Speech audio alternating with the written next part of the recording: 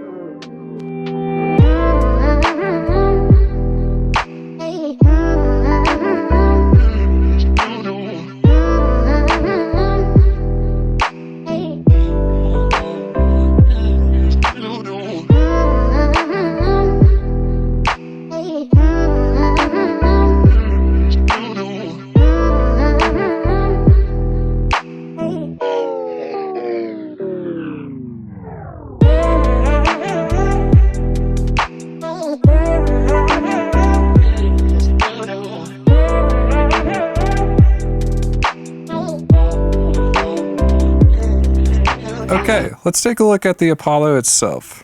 So to start off with this big knob right here, this is going to be your volume and gain control across pretty much the whole board. So it's going to control your input gain to both of your channels as well as your line channel. So if you're on preamp here and you don't have this linked, make sure that's not linked.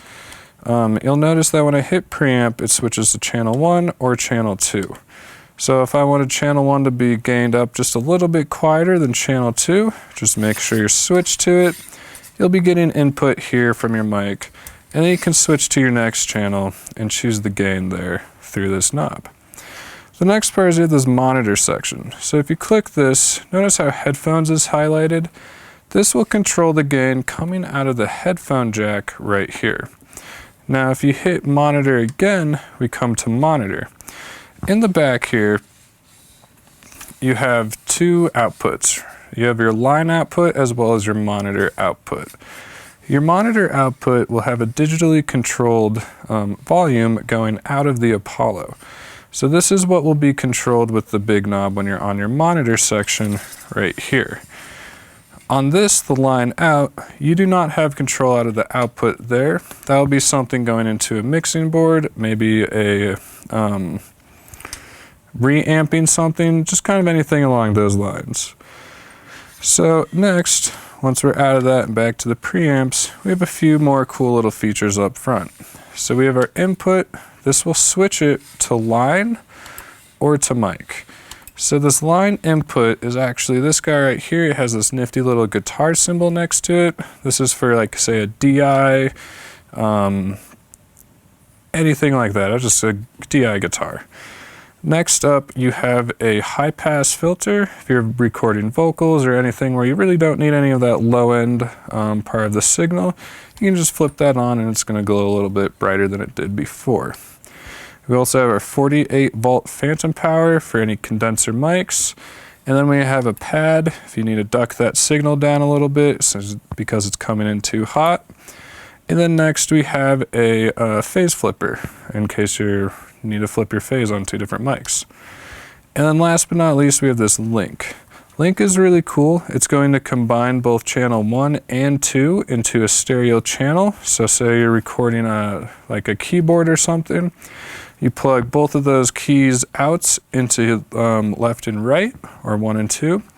You can combine those into one channel so that way you're not recording two separate channels. It's just one, and you have gain control over just one channel alone. That's the basic kind of layout of the Apollo Twin X. Notice if you hit input, you're going to lose a few of these options when you switch to a line input, basically because you don't really need to put phantom power on a like DI guitar, etc. Now let's take a look at the back of the Apollo. So in the back you have your input 1 and input 2. These are dual inputs, meaning you can do both a DI or a 1/4 inch input as well as an XLR input. And I went over these outputs a little bit earlier. These guys are going to have their 1/4 inch outs, and again, the monitor, you can control the digital output of that, whereas the line out, you do not have that control. Then of course your power cable, USB-C or Thunderbolt, and then your ADAT/optical input for extending more inputs into the Apollo if you want to have more than just two inputs, and then your on-off switch. And that is the basic run through the Apollo Twin X quad core. Thank you for blah blah blah blah.